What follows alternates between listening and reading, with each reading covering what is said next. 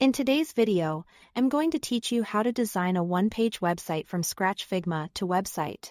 First, open Figma. Once you are in your workspace, head to the community section.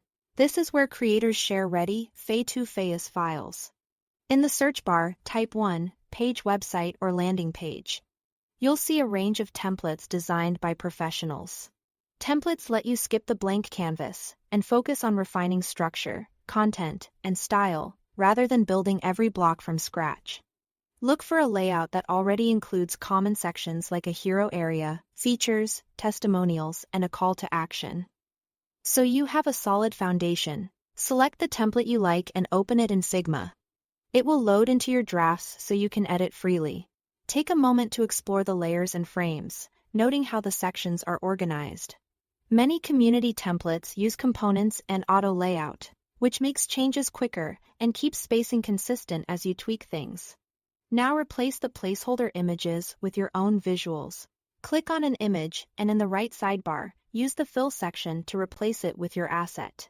Make sure your images are high quality and cropped thoughtfully, so the subject remains clear at common screen widths. Keep a consistent visual style, either all photos, all illustrations, or a cohesive mix to maintain a professional look throughout the page. Update the text next. Double-click any headline, subheading, or body copy to rewrite it for your brand and audience. Keep headings concise and scannable, and ensure the call to action is direct and benefit-driven. As you adjust text, watch the spacing so lines don't wrap awkwardly. Most templates are set up to reflow nicely as you type. Modify the color scheme using local styles for consistency. In the right sidebar, you'll see color and text styles defined for the file.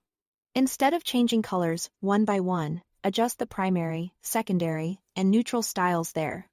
When you tweak a style, it updates everywhere it's used, instantly unifying the palette across buttons, backgrounds, and typography. Do the same for text styles to keep headings and paragraphs aligned with your brand.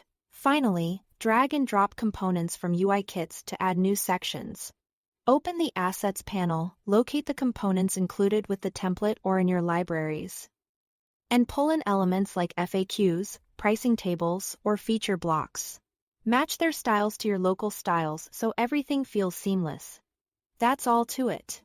Thanks for watching.